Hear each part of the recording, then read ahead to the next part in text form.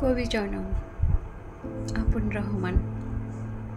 কবিরা বড্ড বেশি সুখ পিয়াসী হয়, কিন্তু দুঃখের সাথে গড়ে ওঠে তাদের নিগড়তম সম্পর্ক। কবি জনম মানেই বিচ্ছিন্নতা, বেদনা, বিষাদ, বিরহ, বন্দি আর ব্যবচ্ছেদ। এ জনম এমনই জনম যে জনম থেকে চাইলেই পালানো যায় না।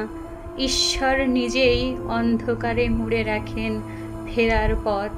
কবি স্রষ্টা না, ঈশ্বর নয়। কবিতা পবিত্রতম সৃষ্টি, যাকে ছুঁড়ে ফেলা যায় না, ছেড়ে থাকা যায় না। কবির বুক বড় পবিত্রতম বুক, যেখানে থাকে সমুদ্রের মতো গভীরতম ভালোবাসা। কবির মস্তিষ্ক মহত্তম কিছু, যেখানে থাকে ঈশ্বর প্রণীত মহত্তম সংকলন। কবিরা নদী ও নক্ষত্রের কথা বলেন মানুষ এবং পৃথিবীর পক্ষে। কখনো কখনো জ্বলে ওঠে কবির বারদীয় কলম। কবির শব্দের বারদীয় বিস্ফোরণে কখনো বা কেঁপে ওঠে শোষকের চেয়ার। কবি শ্রমিক, শব্দ শ্রমিক, যে শ্রমের মূল্য তথাকথিত সমাজ সভ্যতা কখনো দেয়নি। কবি প্রেমিক, বিরহী প্রেমিক, প্রেম আর ভালোবাসাহীনতাই ভূগোতে অধিকাংশ কবির জন্ম হয়ে ওঠে। বিরহী প্রেমের পূর্ণদৈর্ঘ্য রূপকথা। কবি মানেই নিশিমানব, নিশাচর চাঁদ মানুষ। কবিতার পরিচর্যা করতে করতে কখন যে কেটে যায় এক একটি রাত।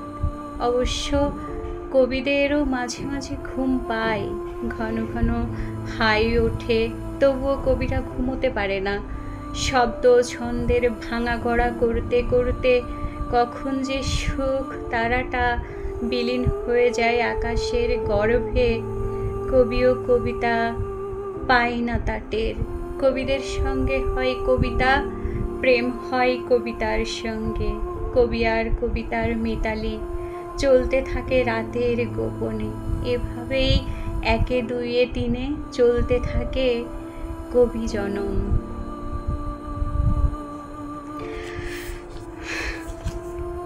নির্বাচিত কবি ও কবিতা থেকে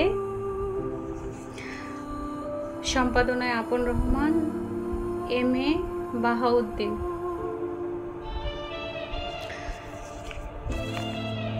এই লেখাটা পাঠ করলাম, খুব ভালো লাগে আমার এই লেখাটা।